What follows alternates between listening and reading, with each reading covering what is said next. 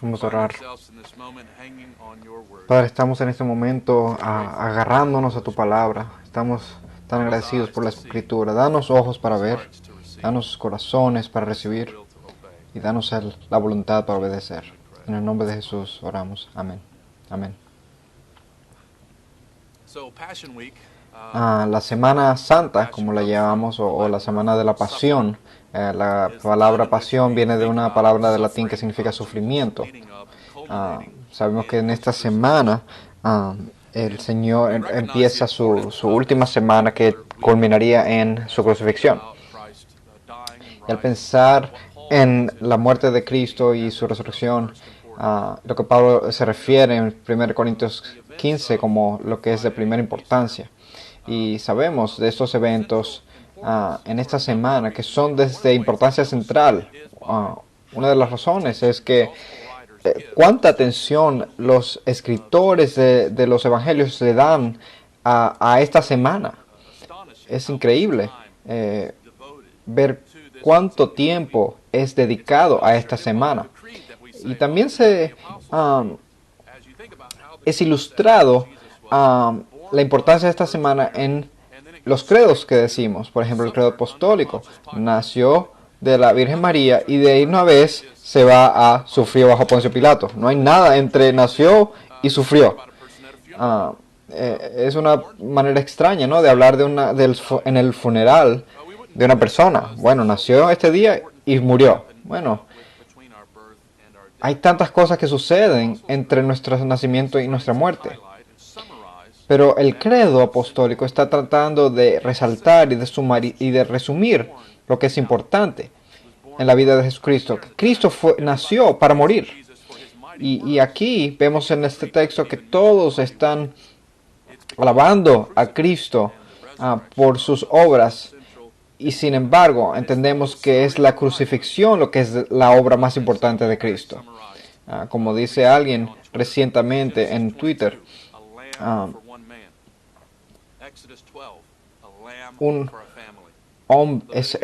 Cristo es el Cordero para las naciones. En el Evangelio vemos que Cristo es el Cordero para el mundo.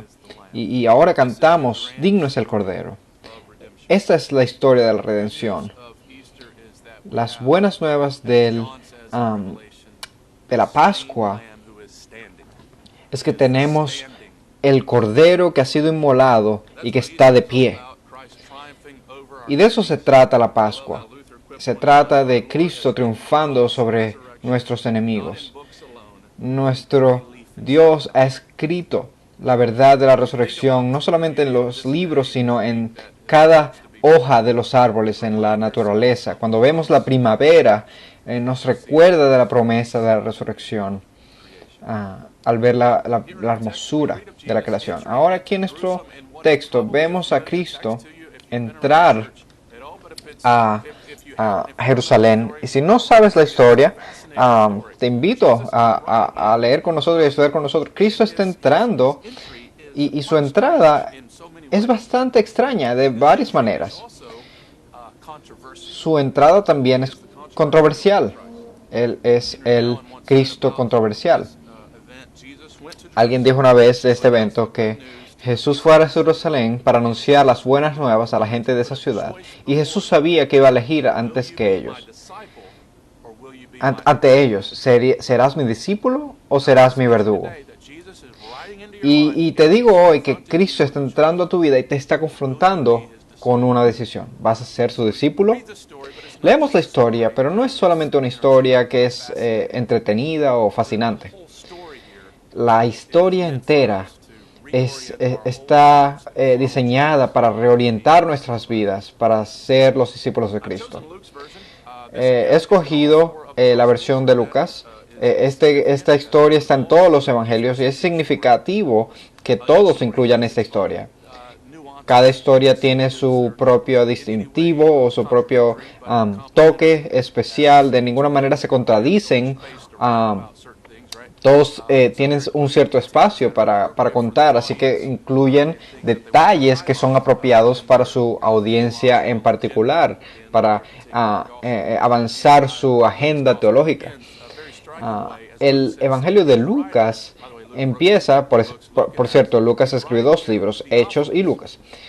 Y Lucas está escribiendo a Teófilo y les dice que él quiere presentar este relato ordenado, organizado.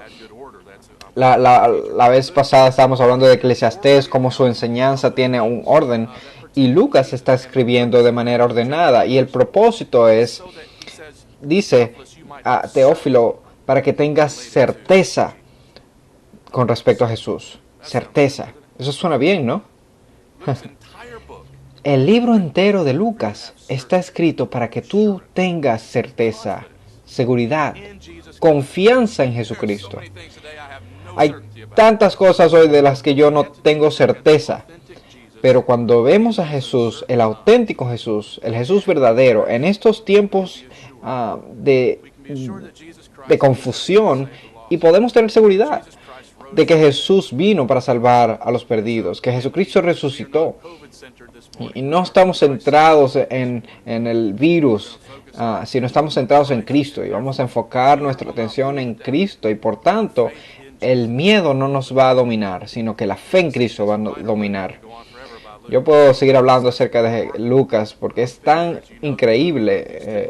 Lucas escribió estos 2 libros, Lucas y Hechos, y él era un compañero del apóstol Pablo. Sabemos también que era un doctor, y eso es de beneficio para Pablo porque estaba siendo golpeado donde fuera que fuera.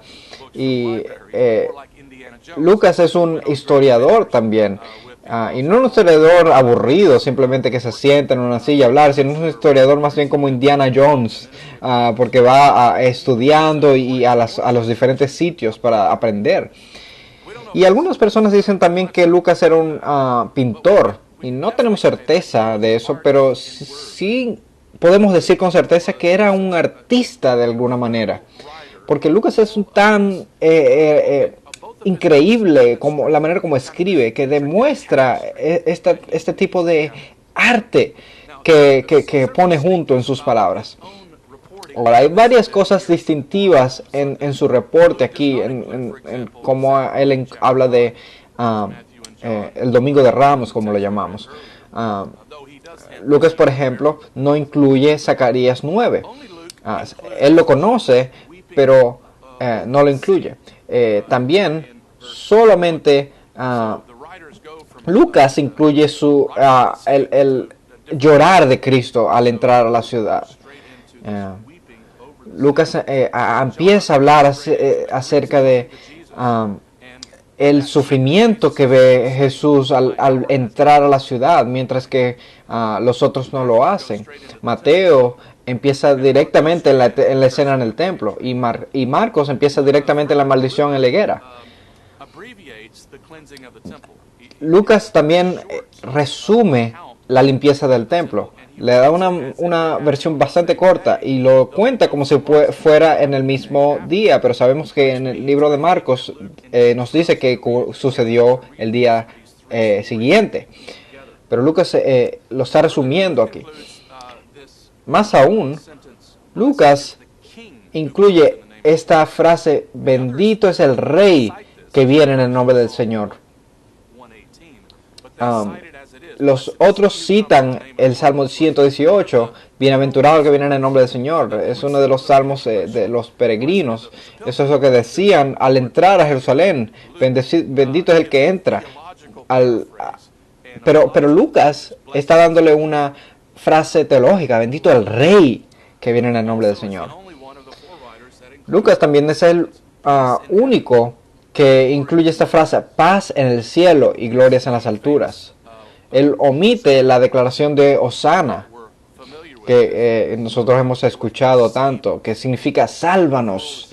El mundo entero dice esto, Hosana. Pero Lucas está enfatizando paz, y lo vemos en esta inclusión de paz en el cielo y glorias en las alturas, gloria en las alturas. Pero también lo vemos en el versículo 42, cuando él está llorando por la ciudad y dice: oh, que supieras lo que yo estoy dispuesto a hacer por la paz. Y Lucas también incluye esta famosa declaración acerca de las rocas que van a gritar, van a clamar. Entonces, hay tres escenas o tres verdades que Lucas incluye y que no son realmente aceptadas por todos. Lucas está retando las versiones convencionales acerca del Mesías. Y estas ideas todavía son retadas hoy. Pero debemos recibirlo todo. Porque no creemos en el Cristo de nuestra imaginación. Creemos en el Cristo de la revelación divina.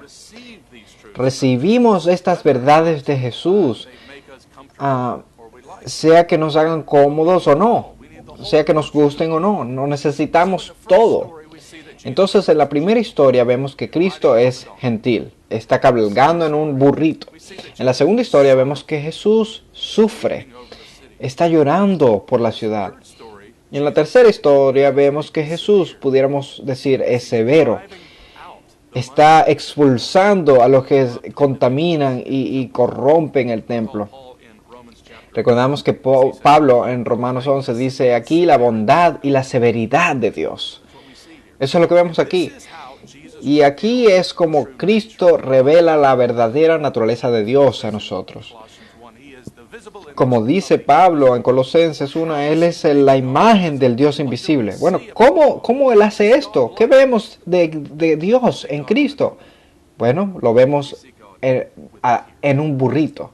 Lo vemos llorando y lo vemos con el látigo. Aquí está el Hijo de Dios revelando la naturaleza de Dios a nosotros. Y no todos quieren este Dios, pero este es el Dios que necesitamos. Jesús es presentado aquí con una manera diferente de actuar. Y en cada escena, en cada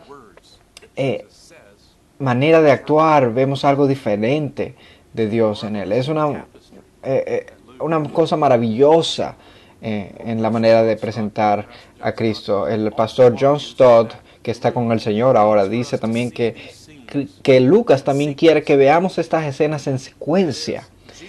O sea, que Jesús es el Salvador accesible, montado en un burrito, va a entrar a tu corazón de la misma manera que entró a Jerusalén, con gentileza y con gracia.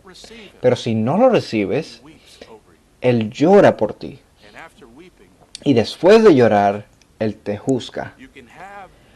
Puedes tener la gentileza de Jesús o lo vas a enfrentar en su severidad. Vamos a pasar por estas historias juntos. La gentileza de Jesús, verso 28.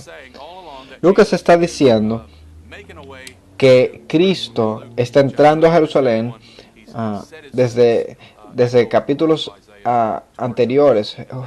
Jesús está entrando a Jerusalén y ahora Jesús está en esa misma actitud. Él está decidido a entrar a Jerusalén y siempre dice que está subiendo a Jerusalén. No solamente es físico, lo es, pero también significa una manera de decir que está ascendiendo a Dios. Y aquí Jesús está subiendo a Jerusalén. Jerusalén significa la ciudad de paz o el fundamento de paz. Hay paz, hay shalom en Jerusalén. Le damos muchos nombres a las ciudades, ¿no? La ciudad de pecado, la ciudad de los árboles. Las ciudades le damos nombres nosotros, ¿no? Aquí está la ciudad de paz, Jerusalén. Y en el verso 29 se dice que se acerca a Betania y a Betfagé. Estas son ciudades cerca de Jerusalén. Y dice, cuando leemos en el verso 30, vemos que Cristo le da unas instrucciones interesantes a sus discípulos. Les dice que vayan a una villa que está enfrente de ellos y que al entrar van a encontrar un pollino atado sobre quien nadie se ha montado. Y dice que desatarlo y lo traen aquí. Y si alguien pregunta por qué lo desatáis, de esta manera hablaréis, porque el Señor lo necesita. Es algo fascinante aquí porque vemos el pollino aquí que nadie lo ha montado. Esta es una señal de pureza. La palabra aquí pollino es un burrito joven. Y si alguien pregunta por qué lo desatáis, le dirán porque el Señor lo necesita. Esta referencia a que el pollino estaba atado es probablemente una referencia a un texto anterior del Antiguo Testamento. Y se nos dice que los pueblos iban a obedecer a este Mesías.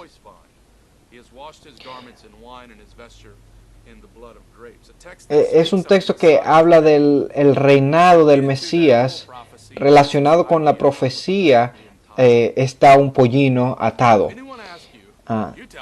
Entonces dice, si alguien le pregunta, le van a decir, el Señor lo necesita.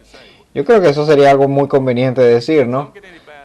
Niños, si están escuchando, no tomen esto como un ejemplo. Si agarran algo que no les pertenece, no vayan a decir que el Señor lo necesita. Hace unas semanas yo me mudé y dejé mi jacuzzi en la casa anterior, así que fui con un amigo a recogerla. Y un amigo mío y yo, éramos dos personas nada más, fuimos a cargar ese jacuzzi y les voy a decir que era bastante pesado. Y mientras estamos tratando de cargar este jacuzzi, una mujer se para y nos está viendo. Entonces yo le pregunto, ¿le puedo ayudar? Y la señora responde, no, nada más estoy viendo. Y casi que le quería decir, bueno, lo estamos llevando a este jacuzzi porque el Señor lo necesita. Pero no lo dije. Pero ciertamente Tony lo necesitaba. Pero lo que vemos aquí es que Cristo está demostrando una omnisciencia, está haciendo un milagro, posiblemente. No sabemos realmente. Lo más probable es que esto es un plan planeado.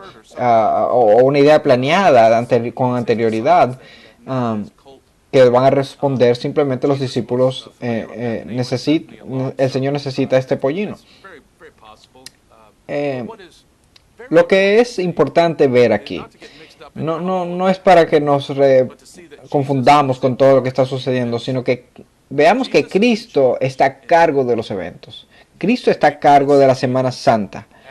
No podemos ver a Cristo como una víctima que no podía escaparse de los judíos o de los romanos.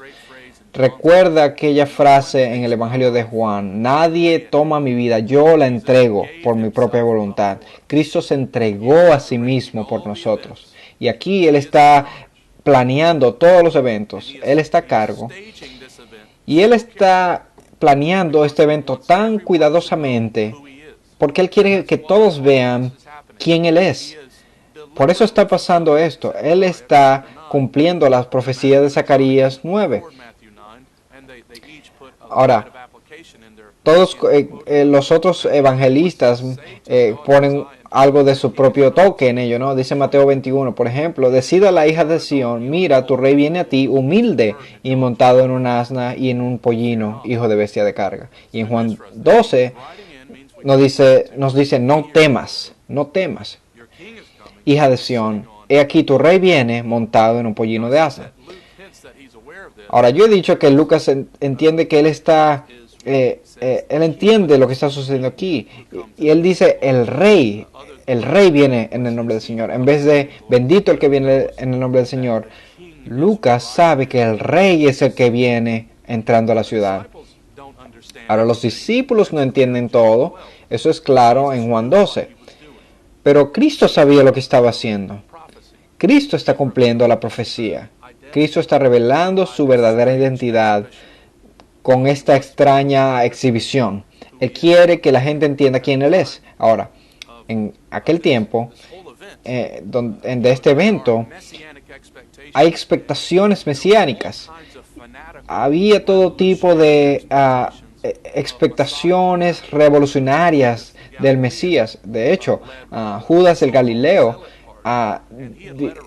había dirigido una revolución contra los romanos unos años atrás. Y una de las razones era por los taxes o los impuestos que estaban pagando. Y después de esa rebelión hubo otra rebelión.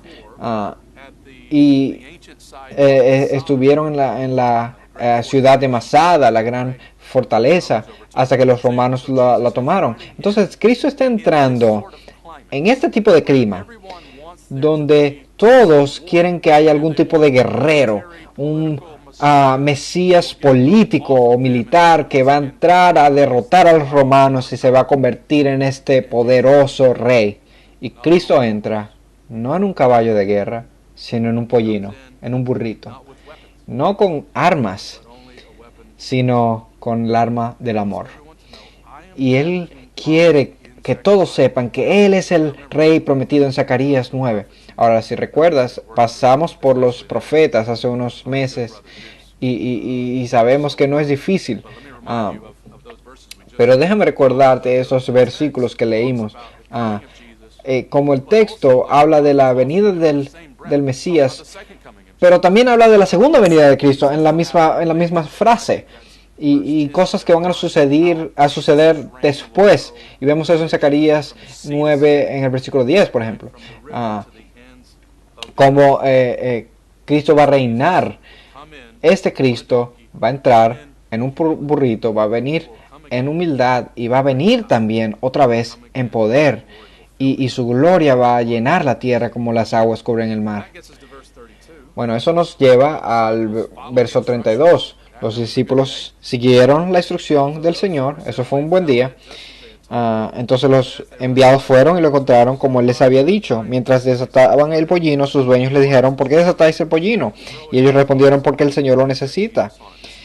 Y lo trajeron a Jesús, y echando sus mantos sobre el pollino, pusieron a Jesús sobre él. Vemos que dice el verso 36, mientras él iba avanzando, tendían sus mantos por el camino. Los otros escritores dicen que ponían las palmas. Eso despliega un tipo de honra que le están dando al rey entrando a la ciudad. Verso 37, cuando ya se acercaba junto a la bajada del monte de los olivos, toda la multitud de los discípulos, regocijándose, comenzó a alabar a Dios a gran voz por todas las maravillas que habían visto. Todavía están tratando de entender a Jesús y lo que está sucediendo. La mayoría de ellos estaban esperando este hombre que podía hacer grandes obras. Y dicen: bendito el Rey que viene en el nombre del Señor, paz en el cielo y gloria en las alturas. Lucas agrega esta parte de paz en el cielo y gloria en las alturas. Si has leído el Evangelio de Lucas, eso suena un poco como la narrativa del nacimiento, ¿no? En los primeros capítulos de Lucas. Paz en el cielo y gloria en las alturas. Piensa en eso. Lucas está aquí diciendo que cuando Cristo nació, la paz fue proclamada. Y al entrar en la Semana Santa, paz es proclamada. Cristo es el Rey de paz. Está entrando en la ciudad de paz, montado sobre un animal que simboliza paz y es alabado como el Rey de paz. En Jesucristo tenemos una paz que ya es, pero que todavía no es.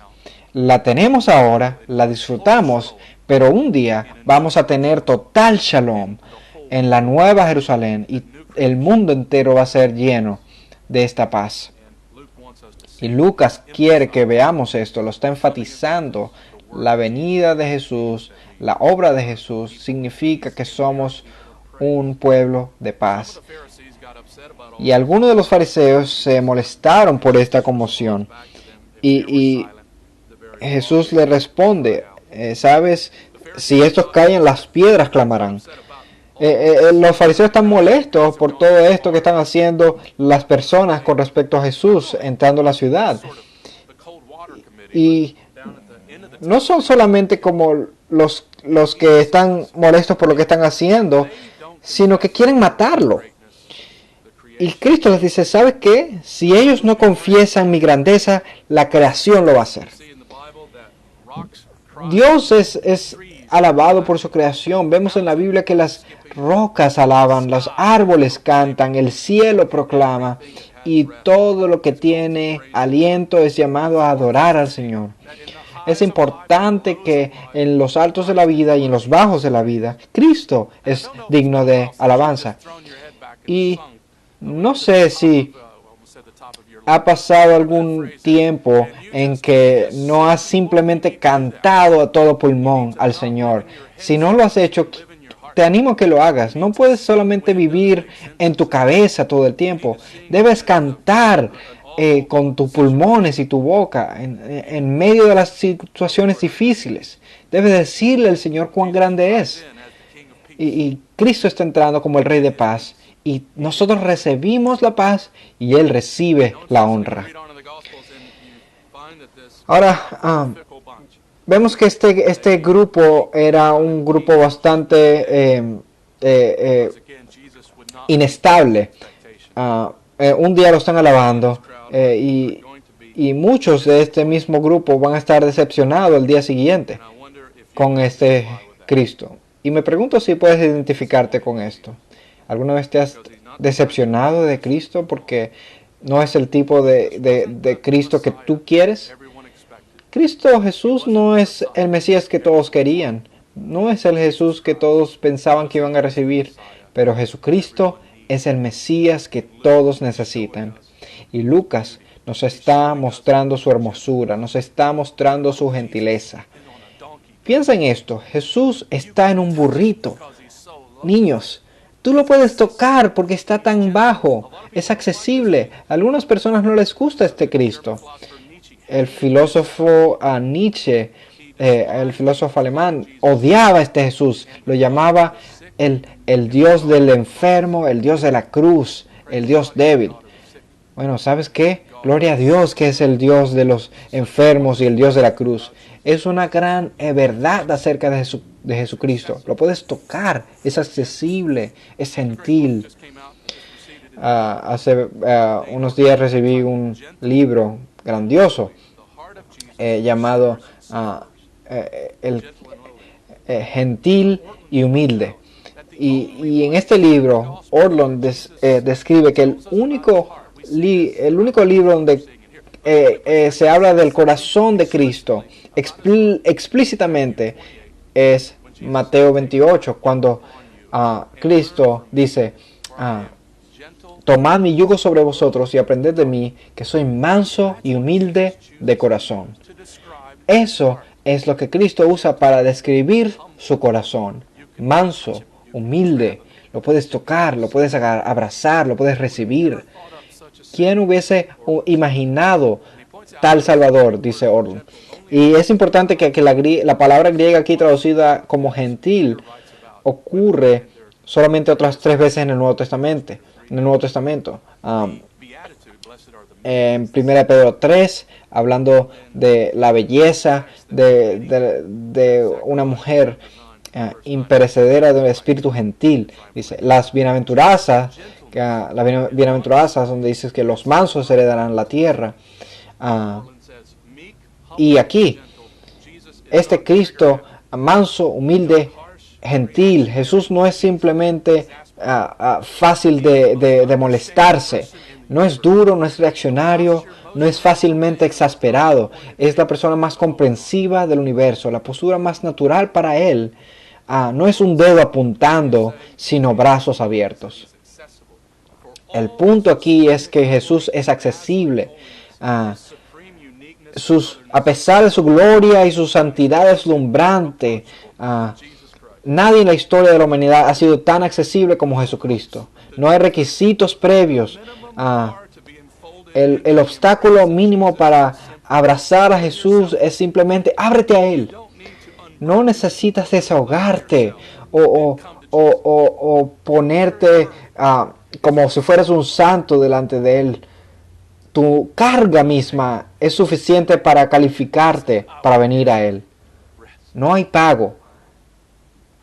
Él simplemente dice, te daré descanso. Es accesible, es humilde. Él nos va a recibir. Esa es la primera escena, la gentileza de Jesús. Ahora vamos a movernos más rápido a través de las 2 próximas escenas. Vemos aquí el sufrimiento de Jesús del verso 41 a 44. Jesús ve esta ciudad, esta hermosa ciudad. Si alguna vez no has ido, te invito a que algún día vayas a ver esta ciudad. Al ver el Monte de los Olivos, es una hermosa vista de esta ciudad. Y aquí viene el rey. Y él dice que él no sabe, no saben quién él es. Y entonces llora, dice. Y vemos que en ese verso vemos que él sufre. Jesús está tan cerca de ellos y ellos no creen en él. Y eso es una tragedia. Estar alrededor de las cosas de Jesús todo el tiempo y sin embargo no verlo. Y Cristo lamenta esto. Dice, si tú también hubieras sabido en este día lo que conduce a la paz. A través de Jesucristo nosotros tenemos paz con Dios y podemos experimentar la paz de Dios.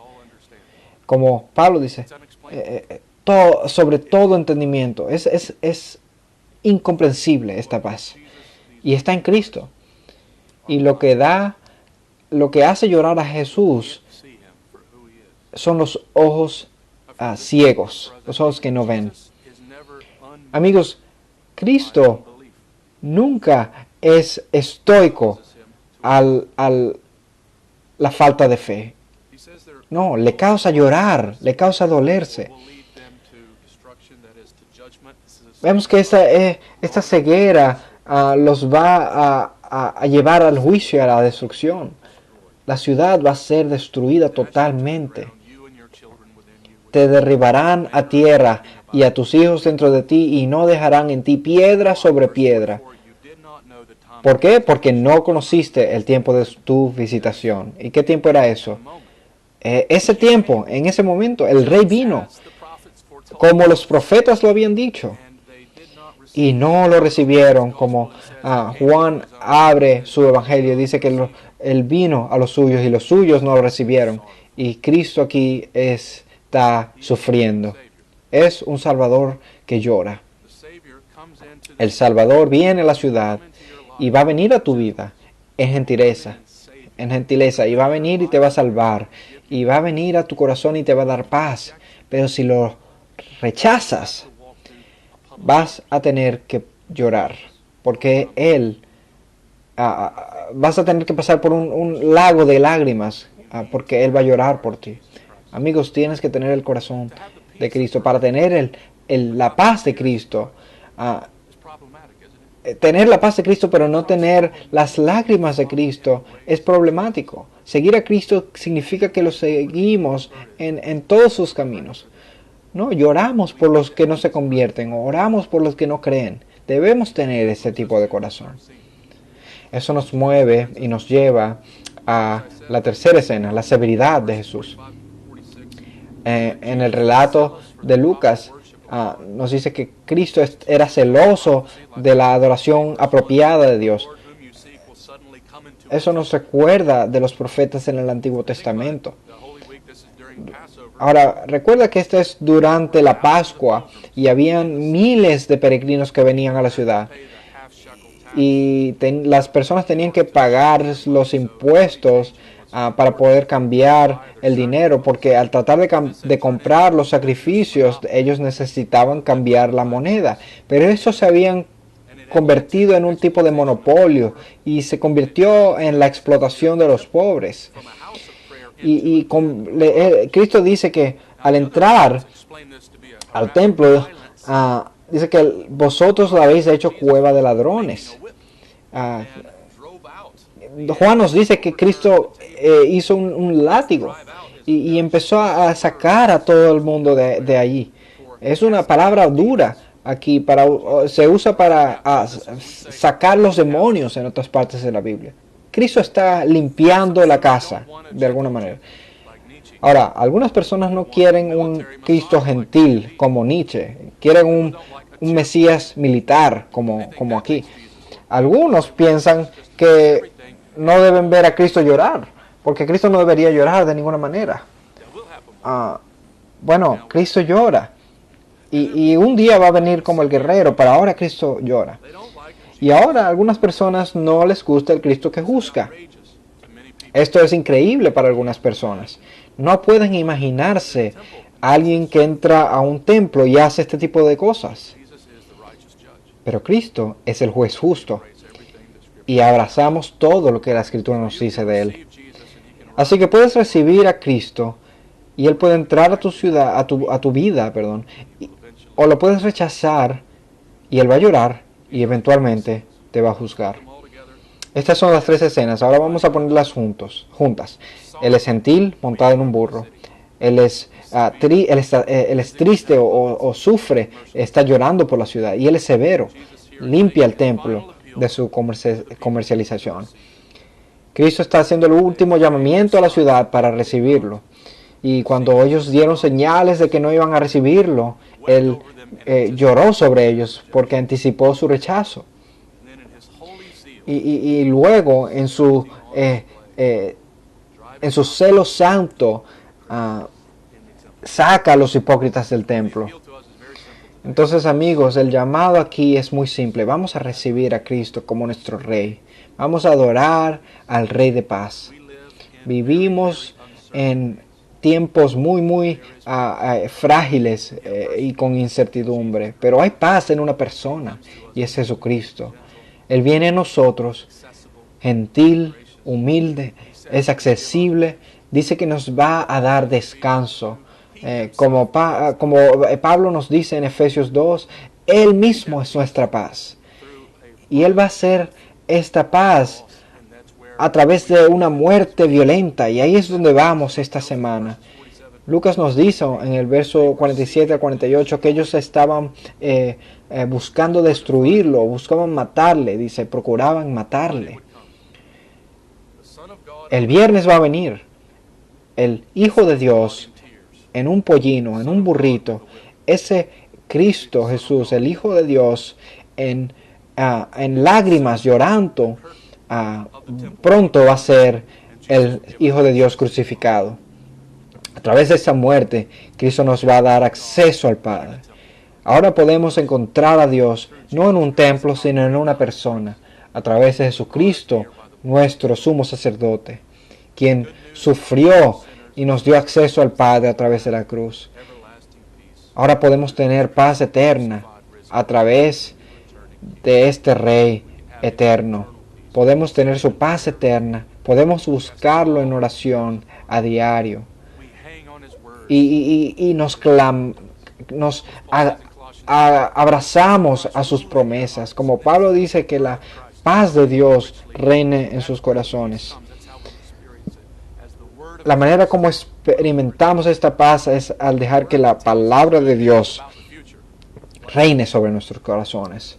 Y nos da una gloriosa noticia sobre nuestro futuro en Apocalipsis 21. Dice, vi un cielo nuevo y una nueva tierra, porque el primer cielo y la primera tierra pasaron, y el mar ya no existe. Y vi la ciudad santa, la nueva Jerusalén, que descendía del cielo de Dios, preparada como una novia ataviada para su esposo. Entonces oí una gran voz que decía desde el trono, he aquí el tabernáculo de Dios entre los hombres, y Él habitará entre ellos, y ellos serán su pueblo. Y Dios mismo entrará entre ellos. Él enjugará toda lágrima de sus ojos. Y ya no habrá muerte, ni habrá más duelo, ni clamor, ni dolor, porque las primeras cosas han pasado.